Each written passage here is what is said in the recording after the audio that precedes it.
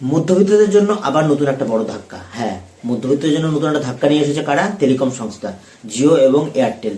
এই দুই টেলিকম সংস্থার তাদের প্রিপেড প্ল্যান এবং পোস্টপেড প্ল্যান বাড়ানোর পরেই মধ্যবিত্তদের পকেটে অনেকটাই নাকি টান পড়েছে।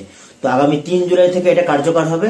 তো বন্ধুরা, আমি চলে এসেছি ভিতত্ত্ব আমার চ্যানেল ভিটেক নিয়ে। তোমরা যদি এখন আমার চ্যানেলে নতুন এসে থাকো এবং চ্যানেলটিকে সাবস্ক্রাইব না করে থাকো, তো চ্যানেলটিকে অবশ্যই সাবস্ক্রাইব করো, লাইক করো, আর ভালো লেগে থাকলে অবশ্যই কমেন্ট করো। সবার প্রথমে আমরা এখানে দেখতে পাচ্ছি যে দাম বাড়ানোর পর থেকে এয়ারটেল এবং জিওর মধ্যে যে তাদের যে ট্রাফিক প্ল্যানগুলো আছে, এগুলোর মধ্যে আমরা দেখতে পাবো যে কতটা ডিফারেন্স এবং কত টাকা বেড়েছে। জিও এবং এয়ারটেল উভয় সংস্থাই তাদের জনপ্রিয় প্রিপেড প্ল্যানের দাম 600 টাকা পর্যন্ত বাড়িয়ে ফেলেছে। এবং এয়ারটেল ও জিও উভয়ের রিচার্জ আগে যেটা 2999 টাকা হতো, এখন সেটা 3599 টাকায় করতে হবে। এবার এয়ারটেল আর রিলায়েন্স জিও তাদের প্রিপেড এবং পোস্টপেড দুটোর উভয়ের দাম বাড়িয়েছে, যার ফলে 3 জুলাই থেকে এটা কার্যকর হবে এবং সম্ভবত 600 টাকা পর্যন্ত বেড়েছে 1 বছরের যে প্রিপেড প্ল্যানটা আছে সেটা। এর পাশাপাশি তাদের ডেটা অন প্যাক যেটা, সেটার দাম অনেকটা বেড়েছে। এবং চলুন দেখে নেওয়া যাক যে দামগুলো, যে ডেটা যে অনগুলো আছে, যেগুলো 10 দিন 15 দিন এক্সট্রা যে ডেটা অ্যাড করতাম আমরা, সেগুলো কতটা দাম বেড়েছে। এয়ারটেল এবং জিও দাম বাড়ানোর পর 3 টাকা দাম বেড়েছে মোটামুটি। এয়ারটেলের যে 19 টাকা যে প্যাকটা আছে সেটা নতুন মূল্য হয়েছে 22 টাকা, 3 টাকা দাম বেড়ে।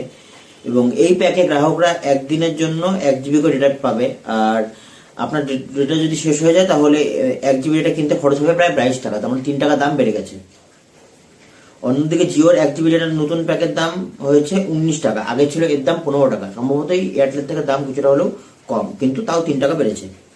না, এটা 4 টাকা বেড়েছে। 4 টাকা ব্যয়বহুল হওয়ার পরে জিওর যে 1 জিবি ডেটার দাম আছে সেটা এয়ারটেলের থেকেও সস্তা কিছুটা হলেও। এবার এয়ারটেল আর জিওর যে 2 জিবি ডেটা প্যাক, সেটার দামটা আমরা দেখে নেব।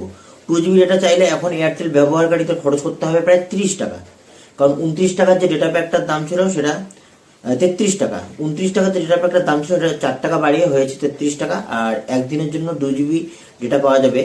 আর জিও তাদের গ্রাহকদের 29 টাকায় 2 জিবি ডেটা দিচ্ছে, যার আগে দাম ছিল 25 টাকা। তো এখানেও আমরা দেখতে পাচ্ছি 4 টাকা দাম বেড়েছে।